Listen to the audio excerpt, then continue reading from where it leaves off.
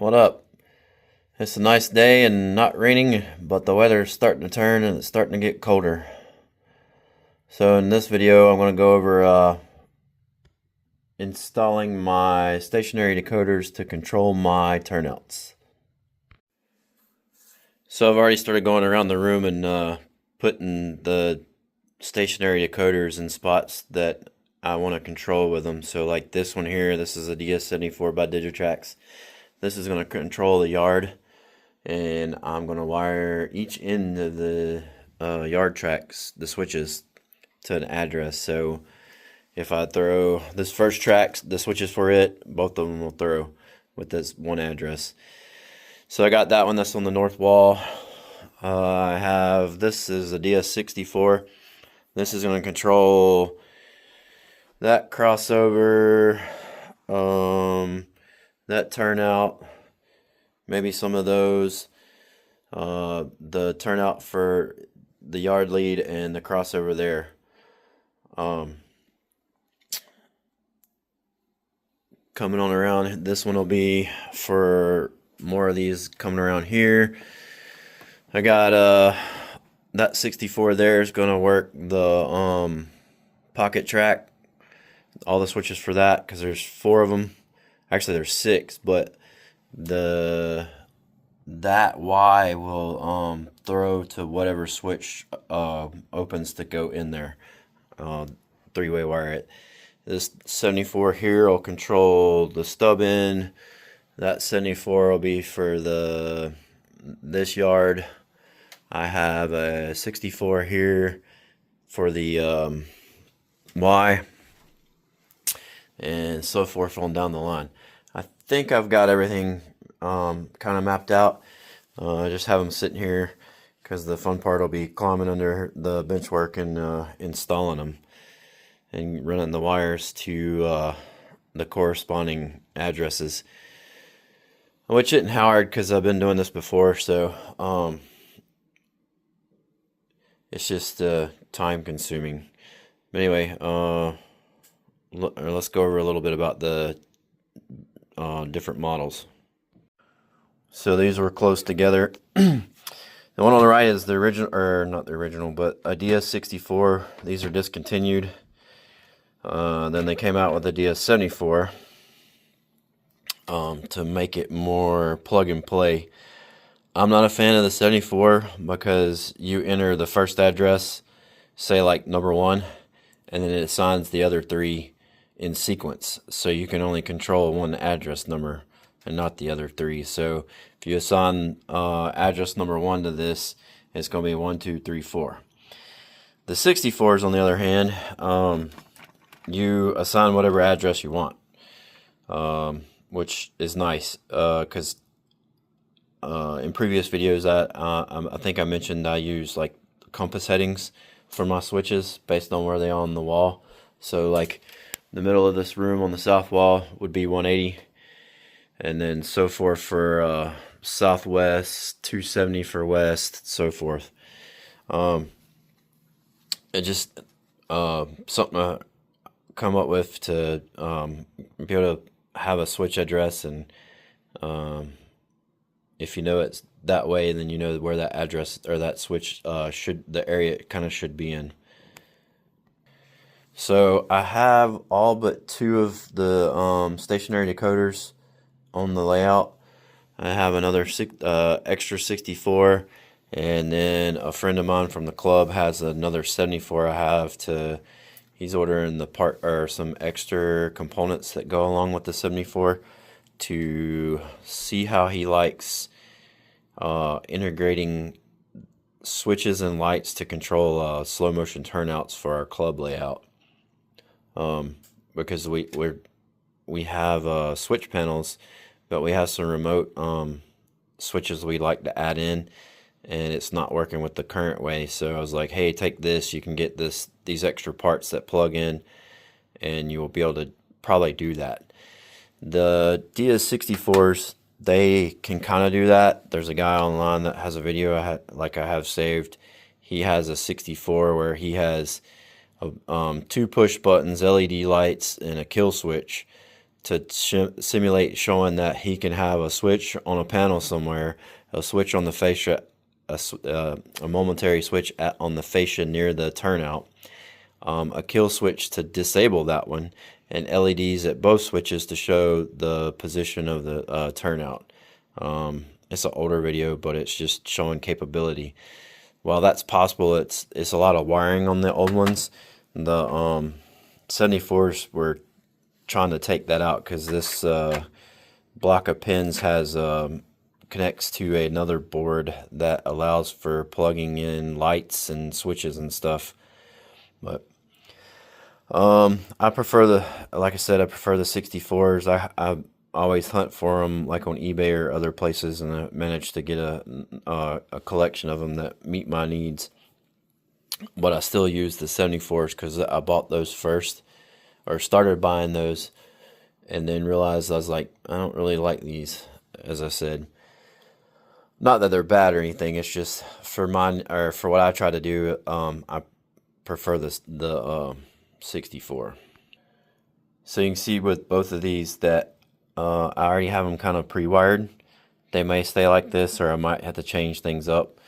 The yellow wire is the common, and then like on this is easy to show. So black and white for the other two leads of the switches, because these wires for these snap switches are 3-wire, so the center is common, and then thrown or open or closed, basically, or thrown or closed, however you want to say it. And these are kind of pre-wired from when I had them in use before. When I took them down, when I redid the layout, I factory reset everyone and tidied up all of the wiring, because like I got these kind of generic Wagos that fit together like that, so they're kind of staged, and then you can see I got regular Wagos on this like that to be able to connect to either extension wire or the switch, the wire for the switches itself. When I do extension wire, I'll continue running a yellow wire from the center for the common, and then I have brown and green for the two outsides. That way it makes it easier that if I have to reverse these wires to make this turnout throw the right way, it's easy to do. When I set one of these up for the Y, it'll also work like the pocket track, where when I throw that switch, the Y will flip over to correspond, and then when I throw that switch to come this way, the Y will go back. I had it that way before. It's not hard to do. You just have to figure out which wire goes to what, as in the left or right for the switches. And so this will be wired to a common, and then one will go that way and one will go that way, and be 3-wayed in is how to do it.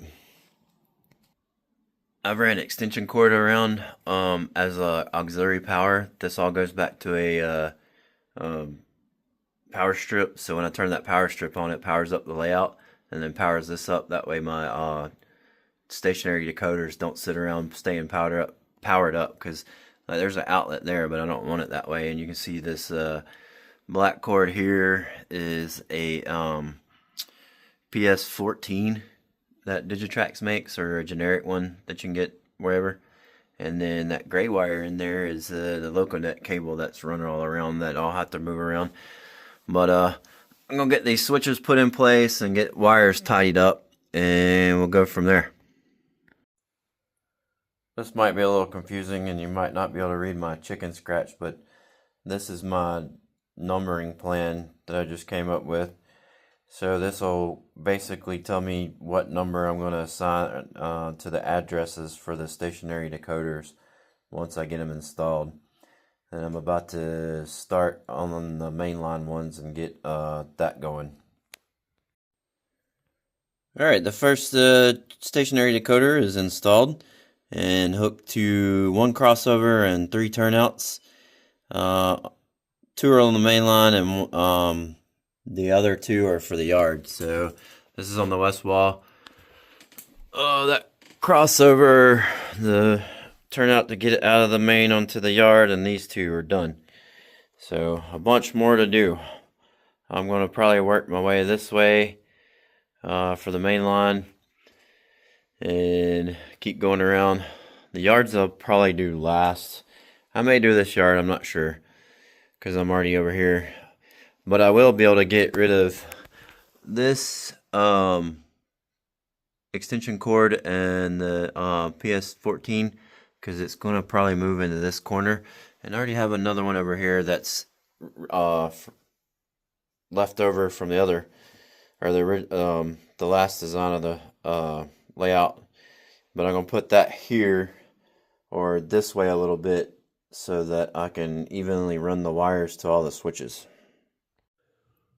I don't know how you can see that, but my wiring scheme is yellow is the common, and then the green and the brown are the other two for the 3-wire, and then I have the Wagos.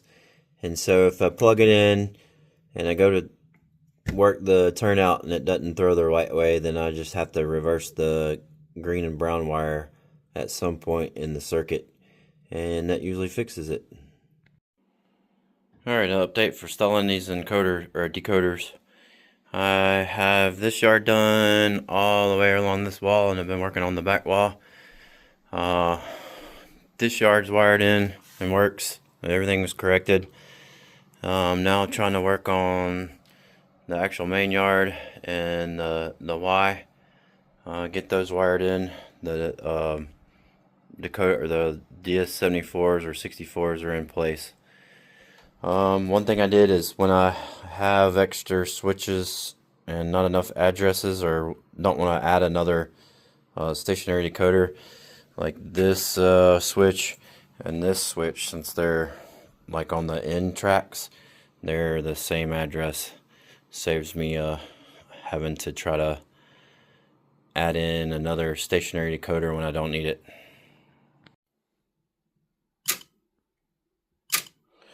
Alright, I've got pretty much all of my turnouts wired up to the decoders. I had to wait on some wire and some more Wagos to show up because I ran out and I went to work. So this has actually been quite a number of days to get this done. But other than a couple little things I need to troubleshoot for some switches acting up that I got to figure out, I have all of them connected to a stationary decoder except for these two, and one over there that's acting up that just needs to be plugged back in after I figure out what's going on with it. But this has been a chore, especially putting all these switches in and figuring out addresses and where to put decoders up under here, because there's like one there and the others over there, as you've seen. So anyway, something else to look out for is probably have a little short video about wiring my switches to go along with where I change out the spring wire. Since I got wire to do that, and I'm going to try that. Anyway, thanks for watching. Like and subscribe. Later.